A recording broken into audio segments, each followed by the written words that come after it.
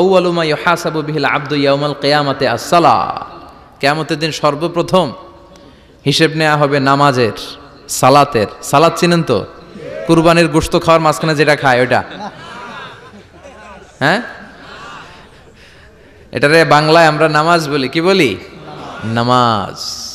বিশ্বনবী ইন্তেকাল করবেন, রুহু বের হয়ে যাচ্ছে, 2-3টা শব্দ বললেন, এর মধ্যে একটা ছিল সালাত। আর সালাত, উম্মতেরা নামাজ, নামাজ, নামাজ ছেড়ে দিও না। আমা মালাকাত ঈমানুহুম। মানুষ ইন্তেকালের আগে শ্বাস বের হয়ে যাচ্ছে, রুহু চলে যাচ্ছে, ওই মুহূর্তে কি জরুরি কথা বলে নাকি ফালতু কথা বলে? সবচেয়ে জরুরি কথাটাই তখন সে বলে যায়, ঠিক কিনা? কথা বলেন। বিষ্ণু বলেছিলেন নামাজ। ওমরে ফারুক, ওনার কাছে আবু লুলু আল মাজুসি, এক অগ্নি উপাসক, এসে বিচার দিল, ইয়া ওমর আল ফারুক, আমার মনিবের নাম হচ্ছে মুগীরা ইবনে শুবা, সে প্রতিদিন 4 দিরহাম করে আমার কাছে চার্জ করে। এত টাকা চার্জ করে কেন? উনি জিজ্ঞেস করলেন, তুমি কি কাম পারো? আমি খঞ্জর বানাইতে পারি। খঞ্জর চিনেন? ছোট্ট ছুরি, আরবরা পকেটে রাখে। ওমানের সুলতান কাবুসের ছবি দেখবেন, এখানে একটা খঞ্জর আছে। আমি খঞ্জর বানাইতে পারি। খঞ্জর বানাতে পারো? মদিনায় তো কেউ বানাতে পারে না, তুমি খঞ্জর বানাইতে পারো? তুমি তো অনেক টাকার মানুষ মিয়া, তোমার মনিব তো অল্প টাকায় চার্জ করছে, এটা দিতেই হবে। আবু লুলু কয়, ওমর তুমি সবার জন্য এত নরম, আমার জন্য গরম, তোমারে আমি বুঝাবো। সে বাড়িতে যে একটা খঞ্জর বানালো, মাকবাদাতুহু ফি ওয়াসাতিহি, যে খঞ্জরের হ্যান্ডেল হচ্ছে মাঝখানে, 2 দিকে ধারালো ছুরি, এটার ধার দেয়। আর কয়, ওমর তোরে আমি বুঝাবো। প্রতিদিন ধার দেয়।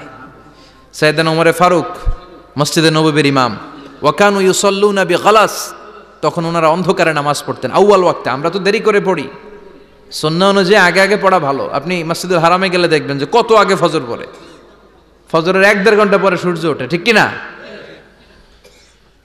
তো সে একবার ছদ্মবেশে ফজরের সময় প্রথম কাতারে যে হাজির, আসলে কিন্তু মাজুসি, সূর্যের পূজা করে।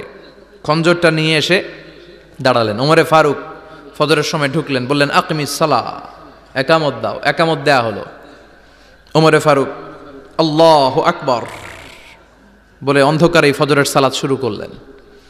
প্রথম রাকাত যখন পড়ে ফেললেন, রুকুতে যাবে, ইন দ্য মিন টাইম সে খঞ্জর বের করে ওমরে ফারুককে 3টা স্টেবিং করেছে। একটা নাভিতে মারার সাথে সাথে নাভিটা কেটে গেল, আর একটা এই পাশে পাজরে, আর একটা পেটের মাঝখানে, পেটও কেটে গেল। ওমরে ফারুক বললেন, কাতালানি আল কালব, এক কুকুর আমারে মেরে ফেলেছে। ওমরে ফারুককে পিছনে নিয়ে যাওয়া হলো। আব্দুর রহমান ইবনে আউফকে টেনে ইমামতির জায়গায় নেওয়া হলো। আর সে কাতারের মাঝখান দিয়ে খঞ্জর ঘুরাতে ঘুরাতে আগাতে লাগলো। ওর খঞ্জরের আঘাতে 7 থেকে 8 জন সাহাবী স্পট ডেথ, জায়গায় শেষ। ওমরে ফারুক বেহুশ। ওমরে ফারুক, ওনার মুখে দুধ দেয়, দুধ ওই নাভি দিয়ে বের হয়ে যায়। নাভিজ দেয়, নাভিজ পেট দিয়ে বের হয়ে যায়। রাষ্ট্রীয় চিকিৎসকরা বুঝতে পারলো উনি আর বাঁচবে না, বেহুশ। সবাই দাঁড়িয়ে আছে। কি হয় আমাদের আমিরুল মুমিনিনের? 10টি বছর তিনি অর্ধ পৃথিবীর শাসন করেছেন, উনার ভয়ে বাঘে মহিষে এক ঘাটে পানি খেত। হুশ ফেরার পরে ওমরে ফারুক বলে, না আমারে মারছে কে? আমার কি অবস্থা, বাঁচবো কিনা? আমার ছেলে আব্দুল্লাহ কোথায়? আব্দুর রহমান কোথায়? আমার বিবিরা কোথায়? কত সম্পদ আমার আছে, কোথায় গেলে ভালো চিকিৎসা পাওয়া যাবে? কিচ্ছু সে বলে না। হুশ ফিরার পরে ওমরে ফারুকের প্রথম প্রশ্নটা ছিল, আসল্লান্নাস, আসল্লান্নাস, আমার দায়িত্বে, আমার নেতৃত্বে যে ফজরের একটা নামাজ শুরু হয়েছিল, এটা কি ঠিক মতো শেষ হয়েছিল? আসল্লান্নাস, মানুষের নামাজটা পড়ছিল, 1 রাকাতের দায়িত্ব পালন করতে পেরেছে, এরপর হুশ নাই। বাকি 1 রাকাতের কি হয়েছে? মুসল্লিদের কি হয়েছে? সালাতটা ওয়াক্ত মতো হয়েছে কিনা? আসল্লান নাস, এটা ছিল ওমরে ফারুকের প্রশ্ন। সুবহানাল্লাহ কইবেন না? তাহলে এই সালাতের গুরুত্ব আছে না নাই? সর্বপ্রথম এই সালাতের ব্যাপারে in the day of judgment আমাদেরকে প্রশ্ন করবে কে? সালাত কায়েম করো, সালাত কায়েম করো, হবে সম্মানী তুমি, হবে জান্নাতি তুমি, হবে সম্মানী তুমি, হবে জান্নাতি তুমি, দিবে কাল হাসরে শীতল ছায়া হারশে আজিম, রব্বিয়াল আলা রব্বিয়াল আযীম, রব্বিয়াল আলা রব্বিয়াল আযীম। সুবহানাল্লাহ পড়েন। এজন্য নামাজ নামাজ, এই নামাজ যাতে মিস হয়ে না যায়। সব মিস হতে পারে, নামাজ মিস হতে পারে না। আল্লাহ তুমি বুঝার তৌফিক দান করো। পাপ নাই, গুনাহ করি নাই, এরকম কেউ আছি? কথা বলেন। কত পাপ করছি কোনো হিসাব আছে? পৃথিবীর কেউ না জানলেও জানে কে? পৃথিবী না জানুক আমি তো জানি, আমি কি পাপ করেছি হায়। আমার পাপের করলে বিচার, বাঁচার আমার নাই উপায়। দয়াময় প্রভু মাফ করো আমায়, মাফ করো আমায়। পড়েন আমিন। আমাদের পাপগুলো ক্ষমা করে কে? চিল্লায় বলেন কে? আল্লাহ ডেকে বলে, গোলাম আমি হলাম গাফিরুয যামব কাবিলুত তাওব। আমার কাজ হলো ক্ষমা করা, আমার কাজ হলো তওবা কবুল করা। শয়তানের কাজ হলো ওয়াসওয়াসা দেওয়া, আমাদেরকে ভুল পথে নিয়ে যাওয়া। আর আমাদের কাজ হলো ভুল করে ফেলা, আল্লাহর কাজ হলো ভুলগুলো মাফ করে দেয়া। আল্লাহ ডেকে বলে, গোলাম তোরা যদি ভুল না করতি, তোরা যদি পাপ না করতি, তোরা যদি অন্যায় না করতি, তোদেরকে ধ্বংস করে দিয়ে এমন একটা জাতি আমি এই দুনিয়ার বুকে তৈরি করতাম যারা সকালবেলা ভুল করে দুপুরে মাফ চাইতো, দুপুরে ভুল করে রাত্রে মাফ চাইতো, আজকে ভুল করে আগামীকাল মাফ চাইতো। আর আমি আল্লাহ গুনাহগুলো তাদের সব ক্ষমা করে দিতাম। ক্ষমা করে দিতে আল্লাহর বড্ড ভাল লাগে। বান্দা আল্লাহর কাছে বারবার চাক, চোখের পানি ছাড়ুক, এটা আল্লাহ পছন্দ করে। চোখের পানির যে কত পাওয়ার আপনি কল্পনাই করতে পারবেন না। অনুশোচনার চোখের পানি চোখ বেয়ে নাকের ডগা পেয়ে জমিনে পড়ার আগেই আল্লাহ এই বান্দারে মাফ করে দেয়। বিশ্বনবী ডেকে বলে, ও আমার উম্মতেরা শোনো, আল্লাহর কাছে দুনিয়ার মানুষদের দুই ফোঁটা পানি সবচেয়ে প্রিয়। এক হলো জিহাদের ময়দানে রক্তের ফোঁটা, দুই হলো অনুতপ্ত বান্দার চোখের পানির ফোঁটা। কত ভুল আপনি করেছেন, কত অন্যায় আপনি করেছেন, কত পাপ আপনার হয়েছে, কত মিথ্যা আপনি বলেছেন, কয় ওয়াক্ত নামাজ ছেড়েছেন, কয় লাখ টাকা ঘুষ খেয়েছেন, কত যৌতুক আপনি খেয়েছেন, কত মিথ্যা আপনি বলেছেন। আপনার পাপ যত বড় হোক, যত বিশাল হোক, যত বেশি হোক, আল্লাহর দয়ার পরিসীমা তার চাইতেও বড়। আপনার পাপ, আপনার অন্যায়, আপনার জুলুমগুলো যদি হয় খালের পানির সমান, বিলের পানির সমান, আল্লাহর দয়া সাগরের পানির সমান। আপনার পাপ যদি হয় সাগরের পানির সমান, আল্লাহর দয়া মহাসাগরের পানির সমান। আপনার পাপ আর অন্যায় যদি হয় পাহাড়ের সমান, আল্লাহর দয়া আকাশের সমান। আপনার পাপ যদি হয় আকাশের সমান, আল্লাহর দয়া আরশের সমান। এজন্য আল্লাহ বললেন, ইয়া আইয়ুহাল্লাযীনা আমানু তুবু ইলাল্লাহি তাওবাতান নাসুহা। ও আমার গোলাম, তুই তোর নিজেরে যত বেশি ভালোবাসিস তার চেয়েও আমি তোরে বেশি ভালোবাসি। তোর বাবা মা তোরে যত বেশি ভালোবাসে তার চেয়েও আমাদেরকে বেশি ভালোবাসে কে? আল্লাহ বললেন, ভালোবাসারে তৈরি করার পরে আমি 100 টুকরা করলাম। চিল্লায় বলেন কয় টুকরা? 99 টুকরা ভালোবাসা আমি আল্লাহ নিজের মধ্যে রেখে দিলাম।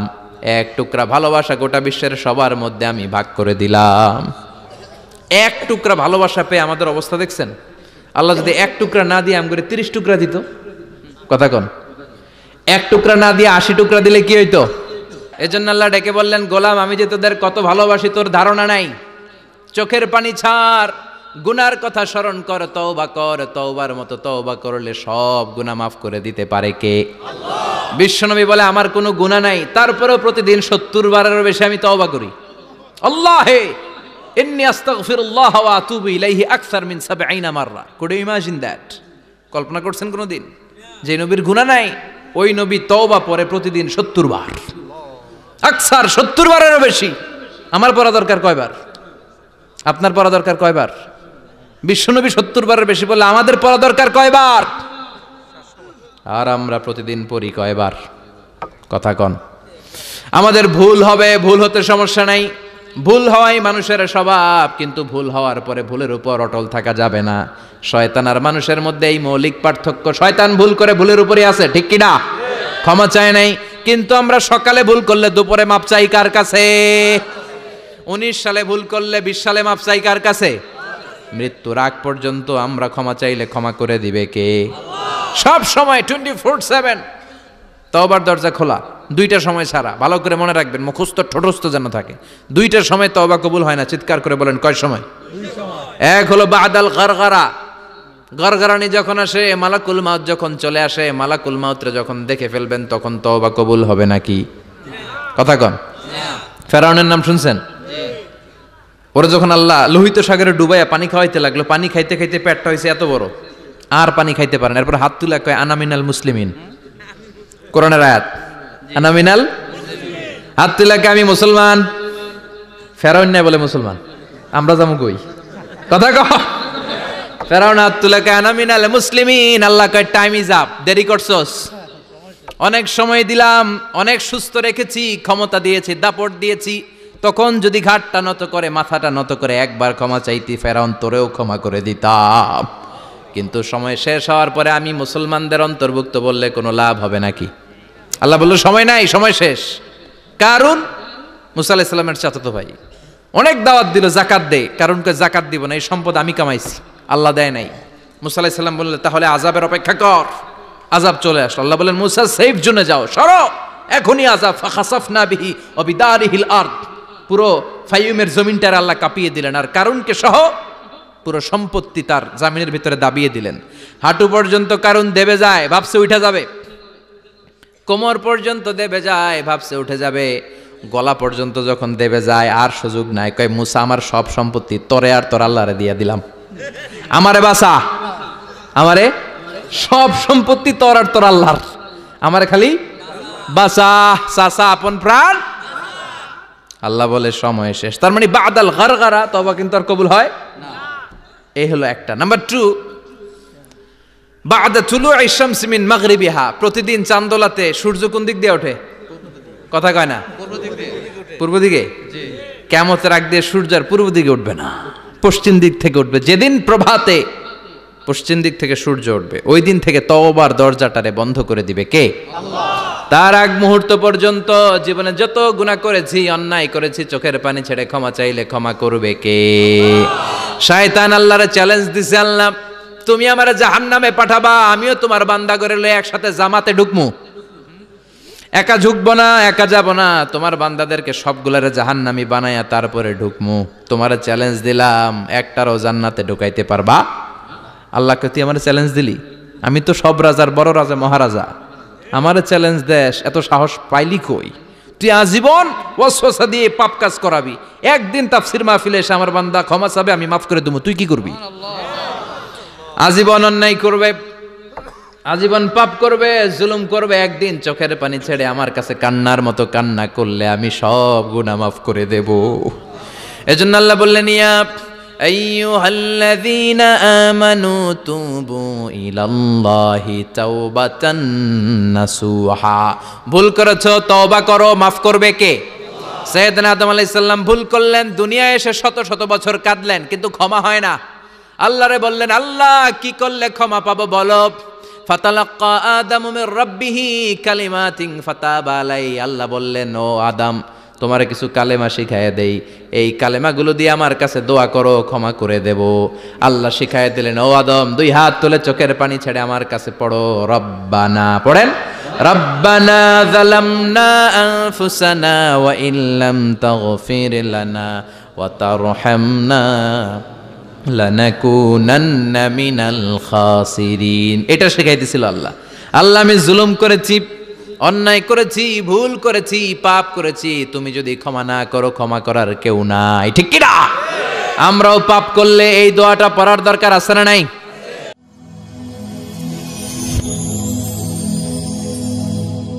Rose TV 24. Enjoy by listening to the Holy Quran.